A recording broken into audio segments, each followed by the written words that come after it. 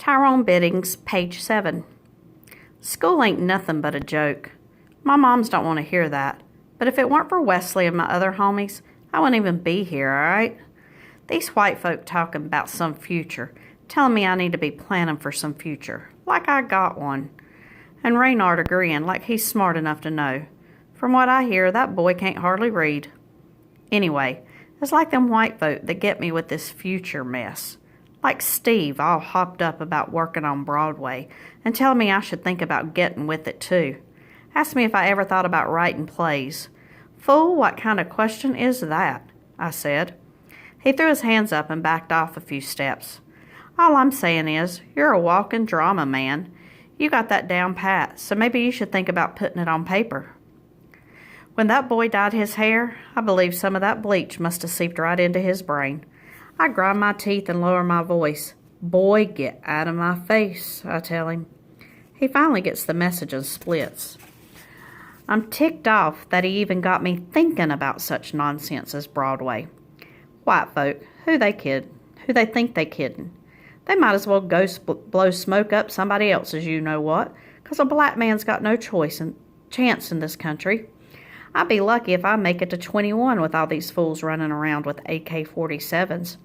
Here I am, one of the few kids I know whose daddy didn't skip out on him, and he didn't even make it to 30.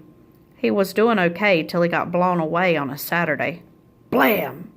Another statistic in a long line of drive-bys. Life is cold. Future. What I got is right now, right here, spending time with my homies.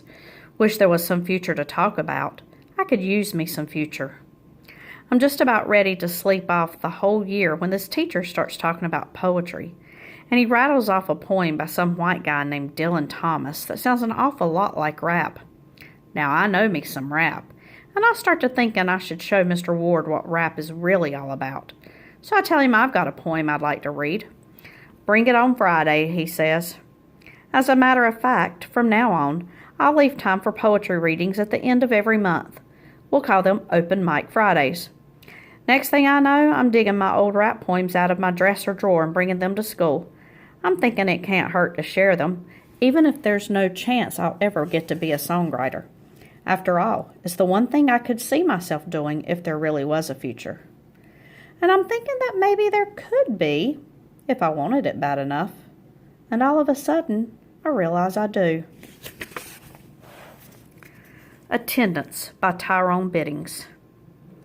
We are all here, Leslie and Bad Boy, Loopy and Raoul, here, here, and here. Dear Mr. Ward with his wards and wardettes, let's have a show of hands today. Is Portia here? Is Deandra here? Where, oh, where is Sheila? It's me, Tyrone, up here all alone, rapping into a microphone, 'cause I've got something to say. MTV is here, Mir and morning spacewalks are here. Terrorism is here, lurking at the bus stop. Can't hop on the subway without thinking of Tokyo. We all know poison gas does not discriminate. It's too late to worry about my innocence, since fear is here. Why is it a weekend visit to your local Mickey D's may be deadly? Why hasn't somebody censored death? Don't hold your breath, waiting. Still you can chill and celebrate all that's great about life, like music and the tick, tick, tick of time, which is equal parts yours and mine. To make of the world what we will. But first, say no to coke and smoke. Say no to police brutality and causing fatality. Say no to race hate. Don't underestimate the power of love. But most of all, take 2 poems and call me in the morning.